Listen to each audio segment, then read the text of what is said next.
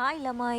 ඔන්න මම අද ආපහු අරගෙන ආවා IELTS වල part 2 එක. ඉතින් part 1 බලපු නැති ළමයි ටික ටක් ගාලා ගිහිල්ලා ඒක බලන්න. හරි අපි ඒකේ අවසානට කතා කර හිටියේ රීඩින් එක ගැනනේ. මෙන්න ඉතින් ඒකේ ඉතුරු ටික. මේකෙදී මම කරපු තව වැරද්දක් තමයි මම මේකට වචන වෙනම පිටින්ම අරගෙන එක තැන් වලින් හොයාගෙන පාඩම් කරපු එක.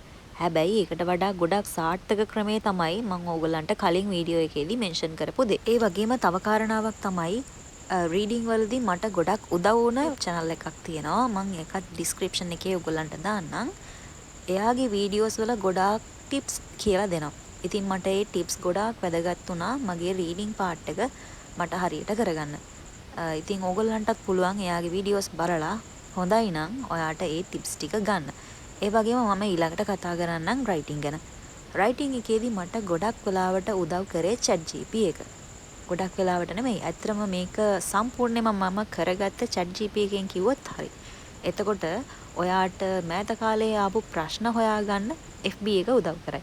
FB එකේ ගොඩක් pages තියෙනවා. ඒ pages වල දානවා ළඟදී ආපු ප්‍රශ්න.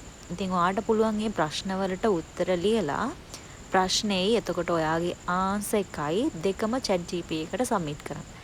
ඊට පස්සේ ඔයා එයාට ගයිඩ් කරන්න මේක IELTS එකේ විදිහටම මට බලලා මේකේ වැරදි අඩුපාඩු මොනවාද, එතකොට හැදෙන්න ඕන තැන් මොනවාද, ඒ වගේම මේක පර්ෆෙක්ට් ආන්සර් එකක් වෙන්න තව මොන වගේ දේවල් මම ඇඩ් කරොත් හොඳයිද කියන එක ChatGPT එකෙන් අහලා කරගන්නත් පුළුවන්. ඒ වගේම මේකට මට තව උදව් කරපු channel එකක් තමයි ලිස්ක channel එක.